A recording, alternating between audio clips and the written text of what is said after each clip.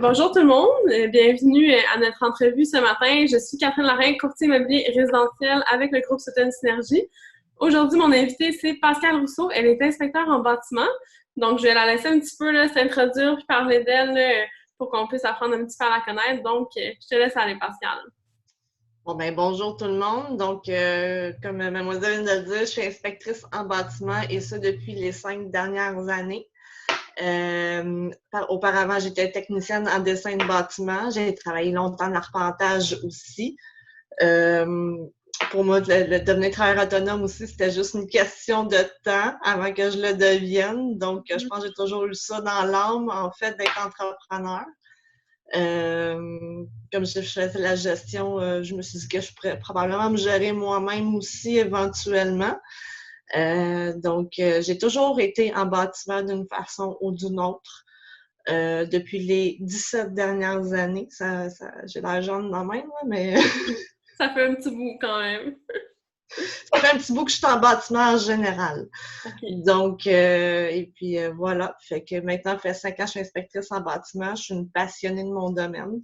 J'en mange. Je ne fais quasiment que ça. Je continue aussi à me perfectionner. Je prends des cours en mécanique du bâtiment.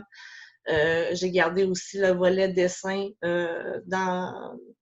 dans mon offre de service. Donc, je suis en train de terminer un cours de SketchUp pour faire de la modélisation 3D. J'essaie de toujours évoluer et le milieu du bâtiment, de toute façon, évolue constamment. Donc, voilà. Super, c'est bon. Fait que c'est rassurant là, pour les éventuels clients là, que tu as. J'imagine que ça fait longtemps que tu es dans le domaine. Fait que c'est toujours rassurant, là, par exemple, un acheteur là, qui voudrait avoir recours à tes services, de savoir que ça fait longtemps que tu fais ça là, aussi. Là. Il y a ça, mais tu sais, je dirais, il y a toujours une façon d'aller chercher l'information quand on ne l'a pas. Je pense que c'est rester à l'affût de ce qui existe, qui existait. Parce qu'il y a beaucoup de choses qui sont circonstancielles à un bâtiment selon son âge aussi. Ouais. C'est important de toujours, comme j'ai fait beaucoup aussi de visites là, de rénovation, comme ça permettait de savoir l'historique des bâtiments. Oui, effectivement. Ça, c'est une bonne chose aussi. C'est un bon point, oui. Super. Fait que dis-nous, mettons, là, à quel moment, toi, tu peux intervenir dans une transaction immobilière, là, vu que je suis courtier, là, fait que, toi, mettons, quand est-ce que tu interviens, là? Je dirais à la base, à la seconde qu'on a l'intention d'acheter quelque chose ou de le vendre, que ce soit un bien immobilier, parce que comme beaucoup de professions, un professionnel, ça se magasine. Oui. Donc, il ne faut pas attendre d'avoir une promesse d'achat de fait, même si nous, notre travail débute officiellement une fois la promesse d'achat signée. Faut vérifier si, par exemple, l'inspecteur fait partie d'une association reconnue. Oui. Si cette association-là a des assureurs pour faute et omission. Parce qu'au nombre de choses qu'on a à vérifier dans un bâtiment, c'est possible qu'un inspecteur un jour fasse une erreur et ces assurances-là couvrent cette erreur-là. Oui. Vérifier si justement il y a une certaine expérience en bâtiment, s'il y a eu des études aussi en bâtiment. Ultimement, d'avoir des exemples de rapports. Oui. Ça se demande aussi d'avoir un exemple de rapport. Chaque inspecteur a sa façon de fonctionner concernant les rapports. Donc, demander des exemples d'avance pour se faire un choix au préalable. C'est une excellente idée avant de signer une promesse d'achat parce qu'une fois que la est signée, je sais comme moi, là, ça va vite. C'est ça, le délai souvent là, pour l'inspection, c'est 7 jours. Fait que c'est quand même difficile de commencer à trouver un inspecteur, là, surtout exemple là, pendant les vacances de la construction. Peut-être pas un bon moment là, pour commencer à magasiner son inspecteur. Les inspecteurs aussi sont super bookés en général. Là. Fait que c'est important de savoir un petit peu là, d'avance qui qu'on veut prendre puis d'avoir une idée. Là. Ben, c'est comme moi, en ce moment, je suis bookée pour à peu près une semaine. Pourquoi? Parce que j'ai beaucoup de confrères pendant les vacances de la construction ou consoeurs qui sont en vacances. Ouais. Moi, j'ai essayé de prendre les vacances plus tard avec mon conjoint, fait que ça fait en sorte que ceux qui sont disponibles sont très, très occupés en ce moment. Ouais. Parfait. Super. C'est bon à savoir. Sinon, c'est quoi une journée typique en tant qu'inspecteur? Je te dirais, c'est des horaires assez c'est pas dans un cadre là, comme quand tu travailles dans un bureau là, de 8 à 5, mettons. Là. Souvent, moi, je vais essayer de mettre l'inspection le plus tôt possible dans la journée, qui va me permettre aussi de travailler sur mon rapport un peu plus tard dans la journée. Ouais. Ça va me laisser un jeu.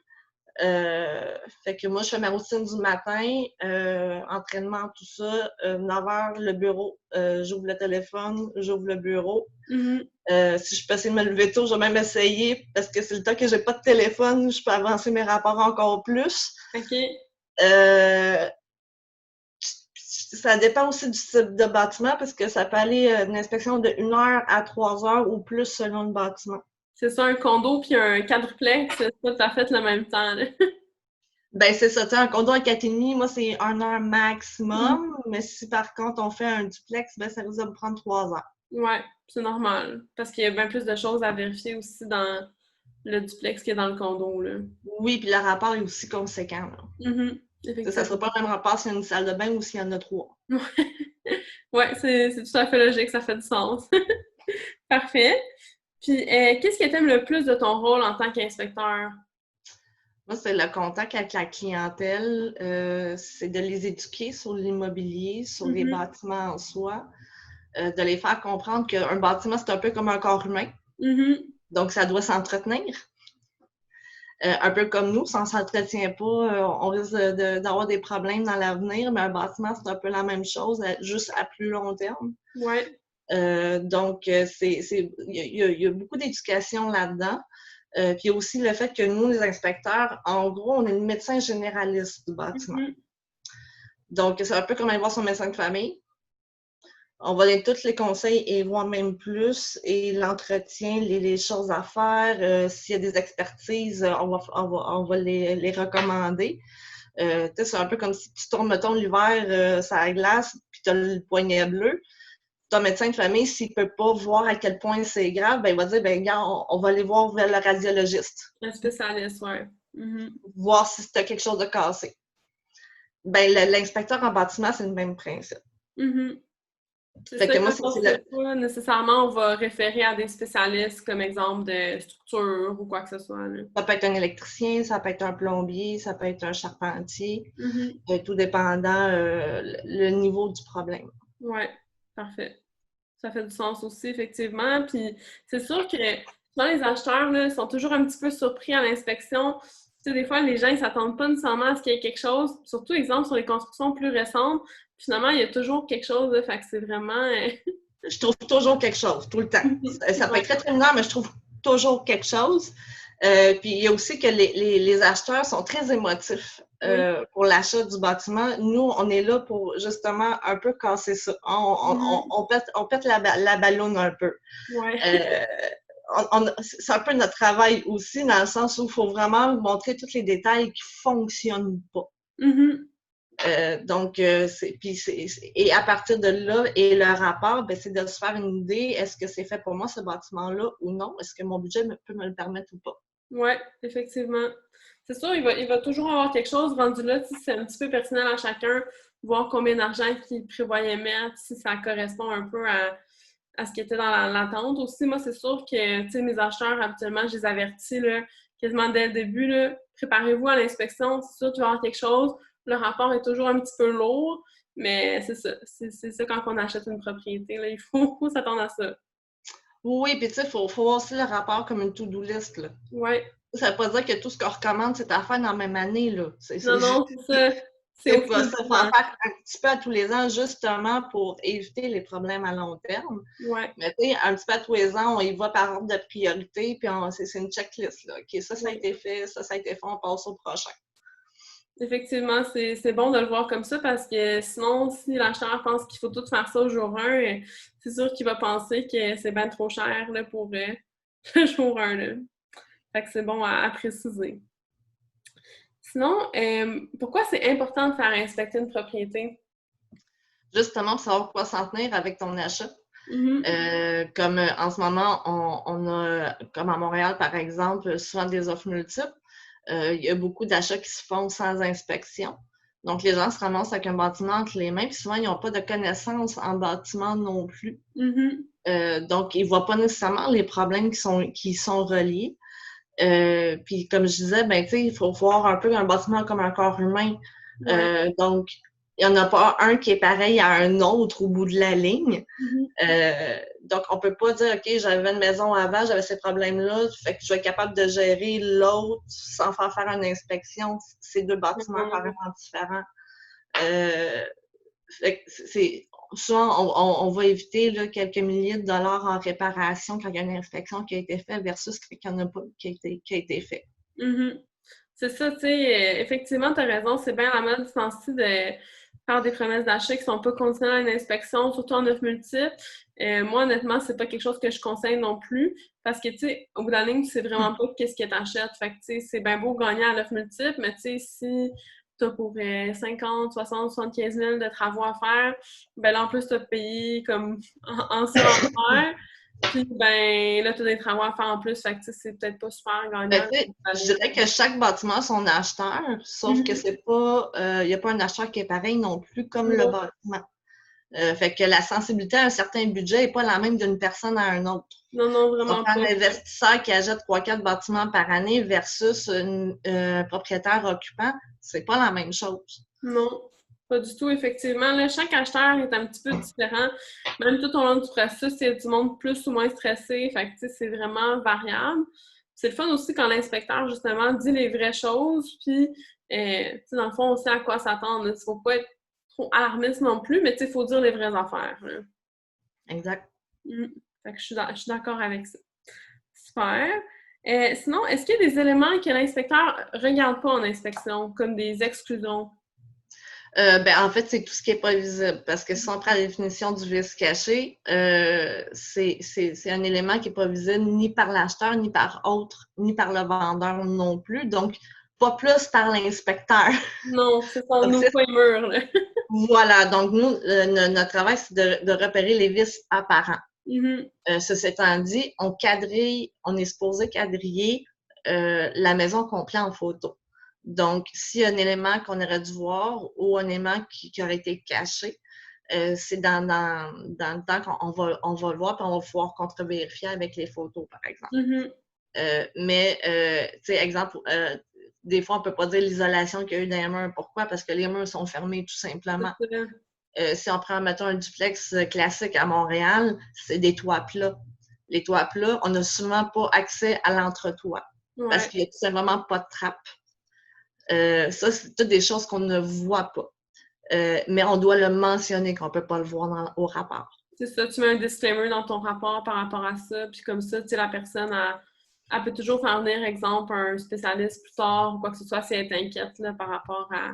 Oui, tu sais, si par exemple, on a des indices d'humidité, bien là, on peut utiliser par exemple un humidimètre pour se donner une idée plus précise. On peut pas, puis ça, si on fait ça, si par exemple, on voit une tache d'humidité sur le mur, on peut mettre l'appareil dessus, voir s'il n'y a pas un pourcentage d'humidité qui est élevé. Mais on ne pourra pas ouvrir le dit mur pour savoir qu'est-ce qui se passe en arrière. Non, c'est ça. C'est normal. C'est sûr, il y a des limites, puis dans le fond, la propriété n'est pas encore à l'acheteur. Fait que on ne peut pas commencer non plus à se... Exactement, ça reste encore un bien qui est au vendeur. Donc, c'est un peu comme si je reste chez toi ouvrir des murs sans ta permission. Je pense pas que tu vas être contente. Je suis pas super contente, non. C'est ça. Ben, c'est un peu le même principe pour les vendeurs, puis c'est tout à fait compréhensible. Ben oui, effectivement. Fait qu'il faut bien comprendre ces limites-là aussi, là. Quand on a recours à un inspecteur là, en bâtiment, il ne faut pas s'attendre à ce qu'il ouvre les murs. C'est vraiment une inspection qui est visuelle là, pour les choses apparentes. C'est visuel, non exhaustif. C'est bon, super. Puis, exemple, on a un peu parlé tout à l'heure, mais un acheteur là, qui n'a aucune idée là, comment choisir son inspecteur, comment il peut faire là, pour choisir un inspecteur? S'il fait affaire avec un courtier, ce que je recommande fortement, c'est même moi qui est inspectrice, je prendrais un courtier si je voudrais m'acheter un immeuble. Souvent, ils ont des références en tant que comme inspecteur dans leur background, si je pourrais dire. Puis les courtiers sont dans l'obligation de recommander l'inspection. C'est pas une obligation, mais c'est une obligation de le recommander. Souvent, ils vont avoir des références. Sinon, c'est... moi, ce que j'aime, c'est quand on prend la référence de quelqu'un qu'on connaît qui a utilisé l'inspecteur. s'il a été satisfait de ses services, ben il y a des chances qu'il soit encore pour une autre personne. Mm-hmm. Et comme je dis, un exemple de rapport, ça peut être une très, très bonne idée. Exemple, il y a des rapports cochés. Moi, je suis pas tant pour ça parce que ça dit, s'il y a une fissure, ça dit juste fissure. OK. On sait pas plus que ça, c'est... Souvent, c'est pas plus que ça. OK. Des fois, il va y avoir des photos. Des fois, les photos, il n'y en aura pas beaucoup. Donc, ça peut moins aider à la compréhension. Mm-hmm. Moi, je sais que les miens, je ne vais pas vous payer de fleurs, mais ils sont très exhaustifs. Donc, Oui. il y a beaucoup d'explications dans mes rapports, en plus des photos. Je mets quand même beaucoup de photos. Chaque problème, en fait, je le démontre vraiment dans le rapport. Fait que c'est en appelant au moins 3 inspecteurs, en demandant un exemple de rapport, on peut se faire une bonne idée puis vérifier aussi leur background. Mm-hmm. Oui, tout à fait, effectivement. C'est vrai que les courtiers, là, si vous travaillez avec un courtier, gens qui écoutent la vidéo en ce moment, ben c'est sûr qu'effectivement, les courtiers ont souvent des recommandations d'inspecteurs avec lesquels ils ont déjà fait affaire. Fait que c'est sûr que ça peut être toujours gagnant là, d'écouter les recommandations du courtier. Puis là, exemple, vous ne faites pas affaire avec un courtier, effectivement, ça serait d'avoir des références d'amis ou quoi que ce soit qui ont déjà fait affaire avec cet inspecteur-là puis qui ont été satisfaits. Puis les courtiers sont en obligation de recommander un inspecteur qui fait partie d'une association reconnue. Fait qu'il ne peut pas le prendre comme ça, out of nowhere. Là. Ouais. Faut qu'il fasse partie d'une association, puis il faut que la vérification ait été faite. C'est ça, effectivement. Puis qu'il y ait une assurance, erreur-remission, qui remettent un rapport aussi. Ben, comme pour faire partie de l'AIBQ, ils ont leurs propres assureurs. Donc, ils ne veulent même pas savoir comment tu t'appelles si tu n'es pas assuré. Fait que c'est pas plus compliqué que ça pour l'AIBQ, pour l'association que moi je suis membre. Donc, juste ça donne une bonne idée. Oui, effectivement. Être membre d'association en tant qu'inspecteur, c'est très important. Là.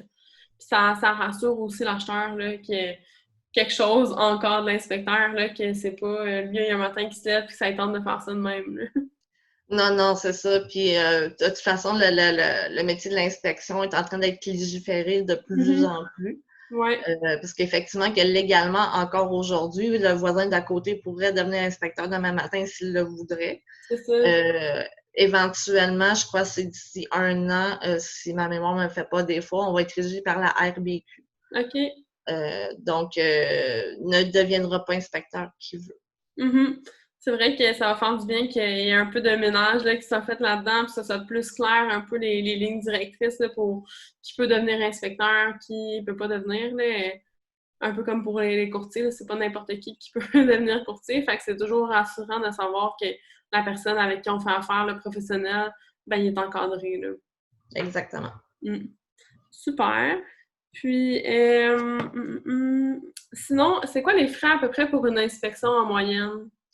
C'est sûr que ça dépend de la distance, ça dépend aussi de l'âge du bâtiment et ça dépend de la grosseur du bâtiment. Donc, moi, c'est pour ça que je ne mets pas de prix sur mes sites parce que ça varie d'un type de transaction à un autre. Si, par exemple, on prend un bungalow standard, moi, c'est 600 $. OK. Ça, je vois avec le classique en inspection, là, qui est un étage avec sous-sol. Ça, c'est mon prix à moi. Maintenant, c'est sûr que ça peut varier d'un inspecteur à l'autre. OK. Est-ce que l'Association des inspecteurs a comme une grille de tarifs ou pas vraiment? Non. C'est le libre marché. OK, super, c'est bon. C'est plus une ancienne mode, je pense, c'est les grilles de tarifs, là, mais mettons, là, les notaires avant, il y avait ça, mais c'est bon à savoir. Fait que c'est un peu chaque inspecteur fait son prix, puis c'est bien correct comme ça. Ouais, mais tu sais, si par exemple un inspecteur me mettrait 300 $ pour un bungalow, je serais un peu inquiète. Parce que juste nos assurances sont quand même assez dispendieuses pour être capable de procéder. Je sais pas comment ce qu'il ferait, quelqu'un qui travaille à temps plein là-dedans ferait pour être rentable dans son entreprise. C'est ça fonctionnerait pas financièrement pour la personne qui chargerait un montant là, comme ça, je comprends. Mais c'est ça. Fait que, c'est pas non plus pour dire aux gens non plus de magasiner selon le prix d'inspecteur. On choisit pas un professionnel selon le prix. C'est vraiment, moi, je trouve, selon les recommandations, Puis aussi, peut-être, des fois, même aller voir les reviews sur Google si vraiment on n'a pas de référence, on est vraiment sans aucune idée de qui prendre. Là. Les références Google puis sur Internet, ça peut aussi aider. Là. Il y a ça, puis il y a beaucoup aussi, la majorité maintenant des entrepreneurs ont une page professionnelle avec beaucoup d'avis aussi. Donc, c'est une autre plateforme qu'on peut aller voir. Parfait. Ben écoute, Pascal, ça fait pas mal le tour de mes questions. Je sais pas si tu aurais quelque chose à rajouter. Non? C'est bon. Je pense qu'on a pas mal fait le tour, mais c'est ça. Si jamais vous avez des questions sur comment ça fonctionne une inspection ou quoi que ce soit, ben vous pouvez contacter Pascal. Là. Je suis sûre que ça va lui faire plaisir de répondre à vos questions. Elle a une belle page Facebook, un beau site web. Très facile de la retrouver sur les internets, comme on dit. Fait que ben merci beaucoup, Pascal, d'avoir accepté mon invitation. Je pense que ça va aider à comprendre un petit peu mieux c'est quoi le travail de l'inspecteur en bâtiment. Oui, parce que j'aurais pu t'en parler pendant 3 jours si tu aurais voulu. Mais ça n'aurait pas rentré sur YouTube, je pense. Non, c'est ça, exact.